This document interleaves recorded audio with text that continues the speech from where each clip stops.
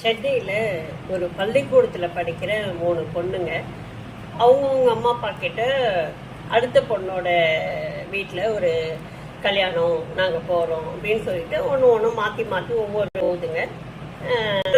ரொம்ப நேரம் ஆகியும் வீடு திரும்பலை.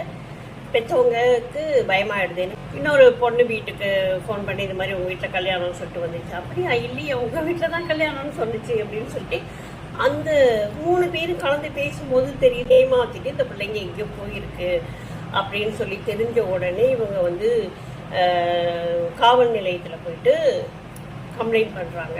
உடனே அந்த ஃபோனை ட்ரேஸ் பண்ணுறாங்க. 3 ஃபோனுமே ஒரே இடத்த காட்டுது. பட்டு யாரோ கடத்திட்டாங்க பிள்ளைங்கள அப்படின்னு சொல்லிட்டு. ஏன்னா எல்லாம் 8th-லேருந்து 9th 10th உள்ள பிள்ளைங்க. 50 காவலர்களோட போயிட்டு அந்த இடத்த சுற்றி வளைக்கிறாங்க. மேல மாடியில் அந்த லொக்கேஷன் காட்டுது. இதில் போய் மாடியில் போய் குதிக்கும் போது கிட்டத்தட்ட ஒரு 4-5 பசங்க தெரிச்சு ஓடுறானுங்க. ஒரு 3 பையனுங்களை பிடிச்சிட்டாங்க. இந்த 3 பொண்ணுங்களும் அங்கே வந்து என்ன சொல்றது, ஆடையே இல்லாமல் படுத்து கிடக்குதுங்க. பார்த்தோன்னா போலீஸ்க்கே ஒரே அதிர்ச்சி. அந்த பொண்ணுங்க சுயநினைவே இல்லாமல் இருக்குதுங்க.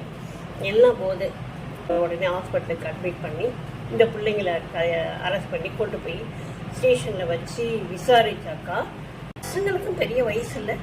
அதுங்களுமே 8th 9th 10th 11th 12th பள்ளிக்கூடத்துக்கு அனுப்பியிருக்கோம் அப்படின்னு நினச்சி தானே அந்த பெற்றவங்க அனுப்புனாங்க. அதே மாதிரி வீட்டில் கல்யாணம் நான் போகிறேன் அப்படின்னு சொல்லிட்டு போகும்போது தான் பிள்ளை எவ்வளோ நம்பி அந்த அம்மா அப்பா அனுப்பியிருப்பாங்க. இப்பேற்பட்ட துரோகத்தை அந்த பெண் குழந்தைகள் செஞ்சுருக்கிறாங்க. அதுவும் 3 பொண்ணு 7-8 பசங்க அப்படின்னா அது எப்படின்னே ஒன்றும் புரியல. இவ்வளவு மோசமாக போதை கலாச்சாரம் மட்டுமல்ல, சமூக சீர்கேடும் தொடர்ச்சியாக நடந்துட்டு இருக்கு. ஒரு இடத்துல தன்னை மீறி ஒரு விஷயம் நடக்குது, பெண்கள் பாதிப்படைகிறாங்க அப்படின்னா அதை வந்து இப்படி செய்கிறாங்களே அப்படின்னு சொல்லி கேட்கலாம்.